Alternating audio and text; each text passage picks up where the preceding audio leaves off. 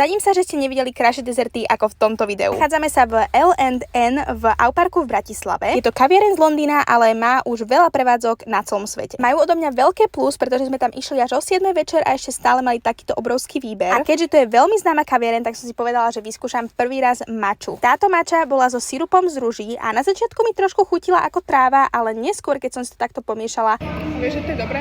takže odteraz som tak trošičku závislá na mači. A áno, boli sme tam len dve, ja, mamina a objednali sme si toho toľkoto. Absolútne nás nesúďte, pretože pozrite sa, ako krásne to vyzeralo. Začala som s týmto pistáciovo-limetkovým rezom, ktorý ma totálne zaujal, lebo ja zbožňujem všetko citrusové a plus k tomu pridáte pistácie a proste ste úplne že môj najlepší kamarát. Ale bolo to trošičku bez chutí, dala by som to určite viacej sladké. Ďalej nás čakal tento malinový tart, ktorý bol tak dokonalý a na vrchu mal pistáciový krém. Keď sa do tejto kaviarne vrátim, tak určite pre ten krém, pretože ten krém bol dokonalý. Dokonca by som povedala, že na všetkých zákuskoch bol práve ten krém tá hviezda. Ďalej sme si dali takýto malinový koláčik, ktorý ma až tak nezaujal, keď vysvetľovala pani, že čo v tom je, ale počúvajte ma, to bolo to najlepšie, čo som kedy jedla. Bolo to kyselkavé z tej maliny, ale malo to taký krém z toho mascarpone dokonalé. Najviac som sa ale tešila na tento croissant, ktorý bol vanilkový a môžem vám povedať, že ja moc vanilkové veci nemusím, ale tento krém bol, oh môj bože, strašne dobrý. Tiež som si zo začiatku myslela, že táto kaviareň bude len o tom, ako to vyzerá a nie ako to chutí, ale presvedčila ma o opaku, pretože to chutí tak dobre, ako to aj vyzerá. Určite odporúčame prísť pozrieť, ak ste niekedy v Bratislave.